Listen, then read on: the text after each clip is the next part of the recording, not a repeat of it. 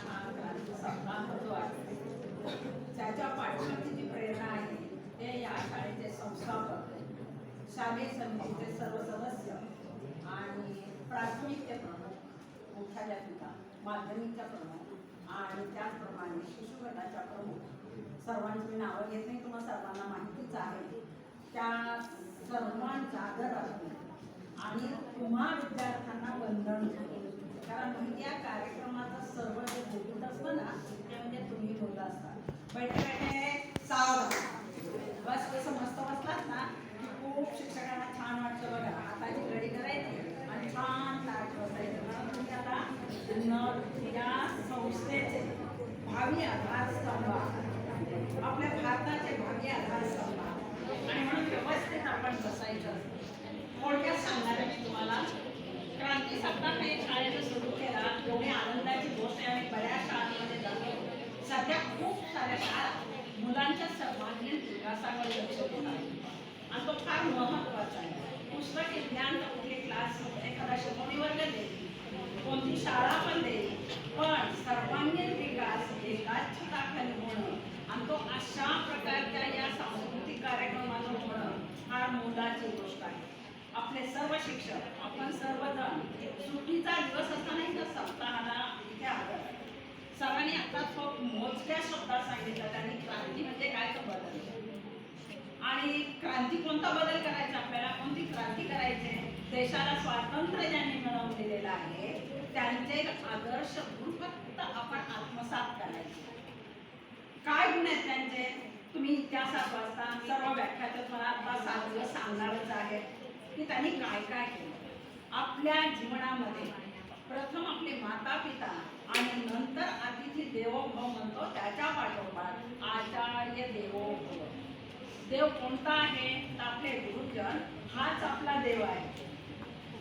देवापाशी आपण काहीतरी मागत असतो आणि मग आपल्या गुरुजनांकडून सुद्धा आपण काय मागत असतो, ज्ञानोमय भव. मला आशीर्वाद आहे संस्थेचा की तुम्ही फक्त ज्ञानवंत व्हा. समर्थांनी छत्रपतींना खूप छान संदेश दिला, ज्ञानवंत, गुणवंत, यशवंत, अशा प्रकारे त्यांचं वर्णन केले सर्वांगीण विकासाचं. तर असा हा क्रांती सप्ताह जो साजरा होतोय त्याच्यामध्ये खूप साऱ्या क्रांतीवीरांनी योगदान दिलेलं आहे आणि त्यांचं स्मरण म्हणून इथे आपण 5 फोटो पाहिलेले आहेत. सरस्वतीमुळे आपल्याला हे सर्व होतंय. आपलं ज्ञान मंदिर म्हणजे सरस्वतीचं विद्या मंदिर आहे आणि इथे हे सगळं जेव्हा मिळत असतं त्यावेळेला त्यांच्यातला एक एक गुण गड आपण आपल्या व्यक्तिमत्वात साठवून ठेवायचा आणि तो साठवून ठेवल्यानंतर हळूहळू जसं रोपट्याचा वृक्ष होतो तसा तुमच्या या मॉडर्न संस्थेमध्ये तुमच्या रोपट्याचा वृक्ष झालेला दिसतो आणि खूप मोठे ज्ञानवंत, गुणवंत असे तुम्ही बनणार आहात. तुम्हाला क्रांतिकारक नाही बनायचे. सरांनी आता सांगितलं की स्वातंत्र्य मिळवण्यासाठी त्यांना ते सर्व करावं लागलं. आपल्याला काय करायचंय, स्वातंत्र्य टिकवून ठेवायचंय, आज ती गरज आहे. आणि मग मुलं असो मुली असो काय करायचं आपल्याला, तर आपल्यामध्ये जे जे चांगले गुण आहेत ते साठवून ठेवायचे. जेव्हा जेव्हा वेळ येईल त्या त्या वेळेला त्याप्रमाणे आपण कार्यरत राहायचं. आत्ताच तुम्हाला मॅडमनी छान सुरू मॅडमची गोष्ट सांगितली पहा. तशीच एका क्रांतिकारक महिलेची थोडक्यात सांगणार आहे. तुम्ही रविवारची सुट्टी घालवली त्याच्यामुळे तुमच्या मनात आहे की आ शाळा कशाला, परंतु काही अनमोल मोठी जर आपल्याला मिळत असेल तर ज्ञान सागरातलं कुठलं तरी उंदळ पाणी आपण नक्कीच घेतलं पाहिजे. आणि म्हणून या अनेक क्रांतिकारक वासुदेव बळवंत फडके असतील किंवा हे सर्व क्रांतिकारक असतील ज्यांनी तर देहाची पर्वा न करता केलेला आहे, पण आमच्या महिला सुद्धा कुठे कमी नव्हत्या बघा. आणि त्याचा आदर्श आम्हाला राजमाता जिजाऊंनी घालून दिलेला आहे. त्यांनी जर शिवा घडवला नसता तर स्वराज्य आपल्याला पाहायला मिळालं आणि तोच वारसा पुढे झाशीच्या राणीने आपल्याला दिला, नंतर ताराबाईंनी आपल्याला दिलेला आहे आणि त्याच्याही पुढे अनेक महिलांनी. पण स्वातंत्र्य मिळवण्यासाठी ज्यांनी पुढे केलेला आहे तो फक्त इतिहास नोंद म्हणून राहिलेला आहे. आपण त्यांचं पुन्हा स्मरणही करत नसतो. आणि या संस्थेच्या सर्व जाणून दे सर अशा प्रकारच्या कार्यक्रमातून प्रत्येक विद्यार्थ्यांच्या कानावर अशा अनुभवी गोष्टी क्रांतिकारक भारताला स्वातंत्र्य मिळवून देण्यासाठी ज्यांनी काम केलं त्याच्यात नेताजी सुभाषप्रभू आझाद हिंद सेना होती. आणि त्या आझाद हिंद सेनेमध्ये एक राजामणी नावाची स्त्री होती. कुठली होती ती ब्रह्मदेशातील, त्याच त्याला म्यानमार म्हणतोय आपण. आणि त्या ब्रह्मदेशातल्या स्त्रीने काय केलं, ब्रिटिशांनी त्याला सगळे देश पादाक्रांत करायला सुरुवात केलेली होती. आपल्यावर तर ते आपण गुलाम म्हणूनच होतो. आणि त्या राजामणी ते पाहिलेलं होतं. ब्रह्मदेश त्यांच्याच ताब्यात होता त्यावेळेला. आणि जेव्हा अशी क्रांती घडत होती त्यावेळेला ती इतकी हुशार आणि चालाक होती. 8 वर्ष वय होतं. आणि विशेष म्हणजे ती जन्माला आली ना, जेव्हा जन्माला आली ना तेव्हापासून तिच्यावर संस्कार झाला होता. तिचे वडील ब्रह्मदेशात सोन्याच्या खाणीचे मालक होते. म्हणजे ही मुलगी जन्माला आली ना, सोन्याचा चमचा घेऊन जन्माला आली. खूप श्रीमंती होती. आणि खूप श्रीमंती असल्यामुळे काय झालं माहितीये, तिच्यावर तो श्रीमंतीचा बाधा नाही झाली तिच्यावर. तिचं ते देशामध्ये कार्य चाललेलं होतं ना, कारण तिच्या वडील देशाला स्वातंत्र्य मिळवून देण्यासाठी जे कोणी क्रांतिकारक होते त्या सर्वांना ते मदत करत होते. कोणती आर्थिक मदतीची गरज होती, कारण आपण तर परावलंबी होतो. आणि सोन्याच्या खाणीचे श्रीमंत मालक असल्यामुळे मनानेही श्रीमंत होते आणि ते खूप सारी मदत करतात. त्या मुलीने पाहिलं आपल्या घरी मदत करतात. महात्माजी त्यांच्या घरी सतत जात असायचे पहा. आणि असेच एकदा महात्मा गांधी त्यांच्या घरी गेल्यानंतर या राजामुलींनी पाहिलं. त्यावेळेला ती मुलगी तिने काय करावं माहिती, तिच्या हातात बंदूक होती. 8 वर्षाची मुलगी होती आणि ती शिकारीचा सराव करत होती. महात्मा गांधी आपल्याला माहिती अहिंसावादी होते. त्यांनी त्या मुलीच्या हातात पाहिले आणि त्यांना खूप आश्चर्य वाटले की लहान मुलगी आणि हिच्या हातात म्हणजे मुलीने काय करतेस, नाव काय तिचं, ब्रह्मदेशातली राजामणी. आणि भारताला स्वातंत्र्य मिळवून देण्याचा प्रयत्न करणाऱ्या महात्मा गांधींना काय म्हणाले, मी सराव करते, जेव्हा वेळ येईल तेव्हा मला ते काम करायचंय. महात्मा गांधी म्हटले, कारण त्यांचं सतत जाणं येणं होतं तिच्या वडिलांना देणग्या द्यायचं. त्यांनी सांगितलं आपण तर अहिंसेच्या मार्गाने आता स्वातंत्र्य मिळवणार आहोत आणि हातात कशाला घ्यायचं. त्यांना मान्य नव्हतं. पण मुलगी त्यावेळेला गप्प बसली आणि नंतर पुढे काय केलं नाही. त्यानंतर काही काळाने तिने नेताजी सुभाषप्रभूंचं भाषण रेडिओवरून ऐकलं आणि ती अशी पेटून होती, उत्तेजित झाली. आणि तिच्या मनात आलं की आपणही काहीतरी करायला हवं.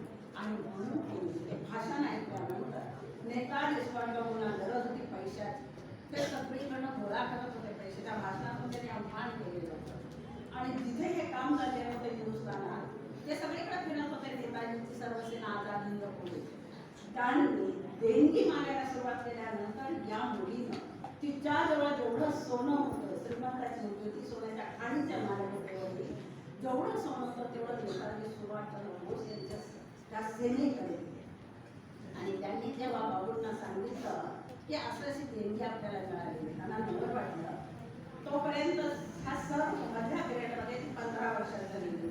आणि 15 वर्षानंतर तिने काय करावं, ते दागिने जेव्हा देणगी म्हणून दिलं, सोनं देणगी म्हणून दिलं ना, त्यावेळेला बाबूजी म्हटले, नेताजी म्हटले नको आपल्याला नको, लहान मुलगी तिला कळत नसेल ते, म्हणून तिने दिले. ते स्वतः घेऊन तिच्या वडिलांकडे गेले. आणि तो प्रकार या मुलीने पुन्हा पाहिला की सर्व सोनं घेऊन ते आपल्या वडिलांकडे आलेले आहेत. त्यांनी सांगितलं तुमच्या मुलीने आम्हाला दिलेले हे आम्हाला नको, तुमच्याकडून मिळतं ते पुरेसं आहे. मुलीने सांगितलं नाही, ते सोनं आता त्यांचं नाही आहे, त्यांनी मला घेऊन दिले, ते माझंच आहे, ते तुम्हाला स्वीकारावंच लागेल. वडिलांनी मान्यता दिली आणि त्यांना ते आर्थिक मदत झाली. म्हणजे थोडक्यात ती पेटून कशी उठलेली होती, मदत होती स्वातंत्र्याच्या कामासाठी. आणि मग पुढे नेताजी सुभाषप्रभूंनी तिच्या अंगातलं ते कसं पाहिलं तर ती दूरदृष्टी पाहिली आणि ती काहीतरी नक्कीच करणार आहे. तिने सांगितलं मला फौजेत यायचं. पण ते मुले गटात अजून लहान आहेस, तुला काही येता येणार नाही. फौजेचं काम आपल्याला माहिती आहे, क्रांतिकारक होते. वेगवेगळ्या कथा तुम्ही ऐकलेल्या असेल की तिथं भयानक काम करावी लागली, प्राणाशी झुंज असायची. तर त्याने सांगितलं तू लहान आहेस. नाही, तिने सांगितलं मला फौजेत यायचं. आणि मग त्यांची राणी लक्ष्मी संघटना म्हणून महिलांची पडताळणी होती. पैठणीमध्ये ती म्हणे मला त्याच्यात द्यायचं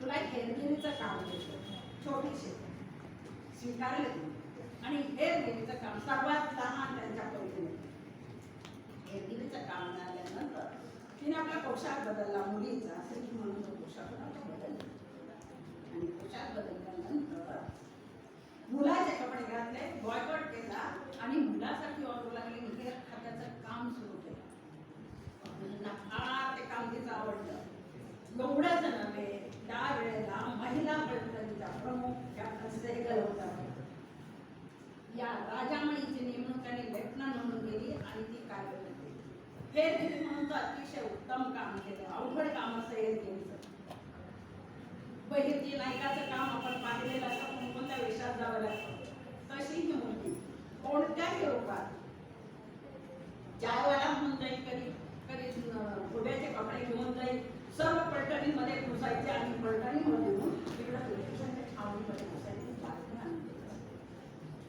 अशा प्रकारच्या ह्या राजामणी संपूर्ण क्रांतिकारकांच्या बरोबर स्वतः क्रांतिकारक बनली आणि ते काम केले पुढे इतिहास मला बापूंचा माहिती आहे सगळं आझादी मुजफ्फरचं कामही आपल्याला माहिती आहे आणि 1945 साली आपल्याला स्वातंत्र्य अगदी जवळ आलं होतं हाताशी आलं 47 ला मिळालेले आपल्याला तर 1945 साली नेताजी सुभाषबाबू यांचं आपल्याला माहिती आहे विमान अपघातात निधन झालं आणि पुढे 2 वर्षांनी स्वातंत्र्य मिळाले या राजामणीचे हिंदुस्थानामध्ये आल्यानंतर खूप हाल झाले राहायला जागा नव्हती स्वातंत्र्य मिळालेलं होतं कुठेतरी 25 रुपयाच्या भाड्याच्या खोलीमध्ये ते राहत होती खाण्याची काही सवय नव्हती काहीच नव्हती आणि अशा अवस्थेत असताना आपल्या तामिळनाडूच्या मुख्यमंत्री यांच्या लक्षात ही गोष्ट आली आणि त्यांनी काय केलं त्याला सरकारी कर मिळवलं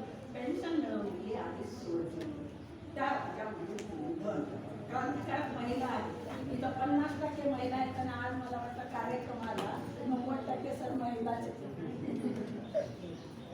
तर महिला काय करू शकतात हे मुलींनी लक्षात ठेवलं पाहिजे आपल्याला कुठे क्रांती करायला जायचं नाही युद्ध करायला जायचं नाही पण आपल्या वाट्याला जे काही कर्तव्य येईल आयुष्यामध्ये शालेय जीवनापासून तर भावी आयुष्यामध्ये ते करताना नेकीनं आणि दूरदृष्टीने केलं पाहिजे यासाठी त्या कथांचं आयोजन होत असतं आणि 2018 मध्ये 13 जानेवारी 2018 मध्ये याच राजामणींचं निधन झालेलं आहे केवढा मोठा इतिहास आहे केवढा मोठा त्याग आहे होती कुठली ब्रह्मदेशाची आणि त्या इथाने अशा प्रकारे कितीतरी महिलांनी क्रांतिकारक म्हणून काम केलेलं आहे आपण त्यांच्या आदर्शाच्या पायवाटेवर चालावं एवढा संदेश मी तुम्हाला सुज्ञ मुलांना देत आहे धन्यवाद